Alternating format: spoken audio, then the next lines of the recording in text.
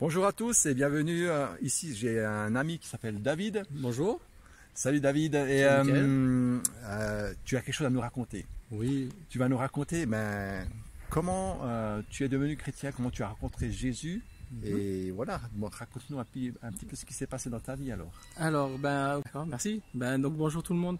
Dans ma vie, tout a basculé avec ma rencontre de Jésus. Alors comment ça s'est passé?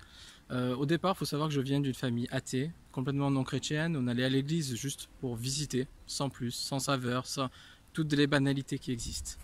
Un beau jour, ma femme était déjà chrétienne, mais avait perdu le Seigneur pour d'autres facteurs, peut-être qu'on racontera plus tard. Mais au bout de 7 ans de vie commune, elle m'annonce qu'elle veut retourner voir Jésus, voir l'église, à nouveau retourner à l'église pour prier, pour retrouver son Dieu. Incompris, dévasté, je me mets à pleurer, je crie. Je refuse cette vérité, je refuse qu'elle puisse aller à l'église avec les enfants.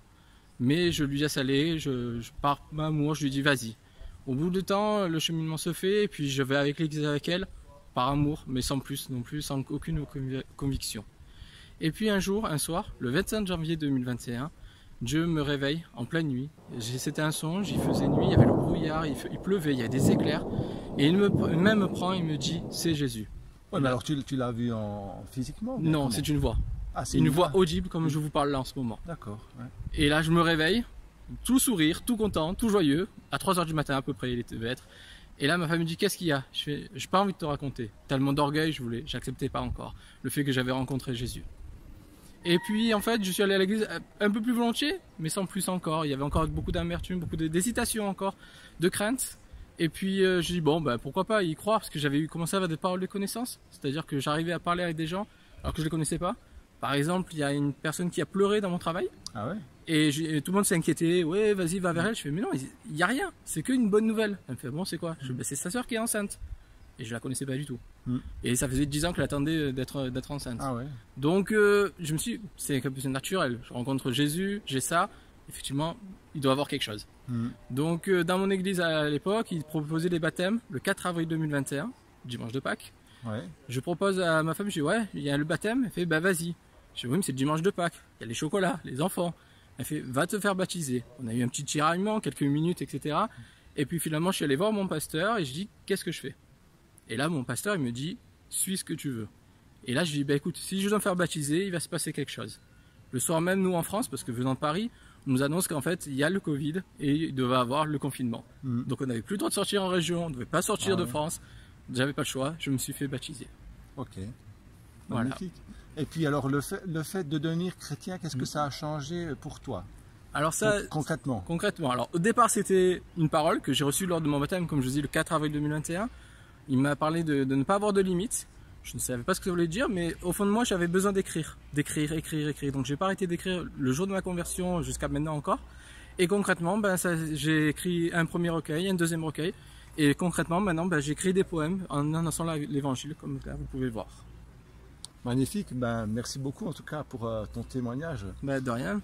Donc, et puis, il parle donc de quoi exactement dans tes livres? Tu parles de quoi? De Jésus, de la rencontre avec Dieu, de parler avec des pasteurs, de l'amour, de la tolérance, de tout ce que j'ai vécu depuis que j'ai rencontré Jésus.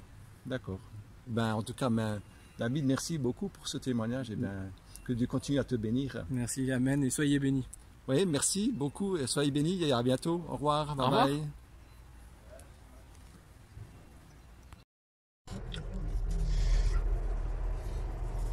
On parle beaucoup ensemble. Et puis Dieu lui a donné un don.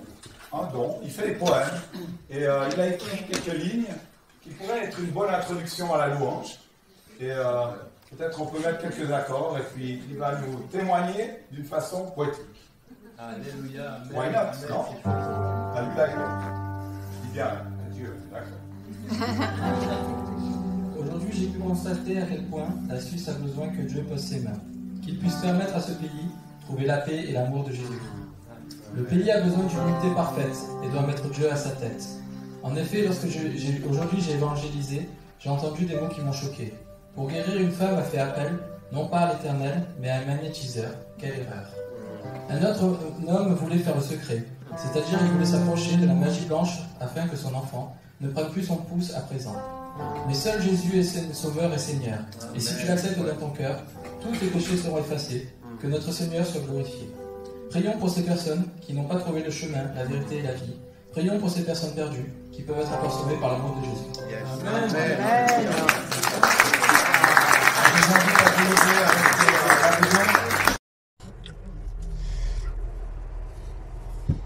Nous sommes levés pour aider une nation à trouver la vérité. Pour ma part, je l'ai accepté il y a 18 mois. C'était un pas de foi et je ne le regrette pas. Alors si je peux me permettre, n'attendez pas. Jésus revient bientôt, croyez-moi. Il n'est pas trop tard, accepte-le. Jésus est amour, il est merveilleux. Il apporte la joie, il rend heureux. Il combat pour toi, il est victorieux. À ses côtés, il t'équipera, fais-lui confiance. Il te donnera la liberté, la délivrance. T'apportera la paix et donnera un sens à ton existence par sa bonté immense. Dieu est parfait, il faut le proclamer, d'où l'importance de le crier, de le partager, d'où l'importance de l'évangéliser et de le témoigner. Merci à la Suisse de nous avoir missionnés, maintenant à vous de jouer. Parlez avec sincérité de ce que Dieu a fait, le compte à rebours est lancé. Amen.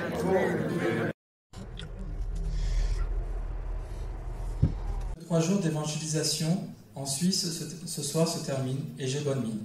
J'ai vendu 2 livres, j'ai eu des connexions et tellement de bénédictions. Merci Seigneur pour ce séjour que tu m'as préparé avec amour. Des contacts ont été liés, des personnes ont été sauvées. J'ai prié pour la première fois en anglais et à haute voix. Merci à tout le monde de votre confiance. Merci de m'avoir fait connaître la délivrance. Aujourd'hui, je marche avec assurance, accompagné d'une grande obéissance. Le rejet que j'ai connu est porté par le Seigneur Jésus. Aujourd'hui, je suis dans mon appel. Personne ne peut m'éloigner de l'Éternel.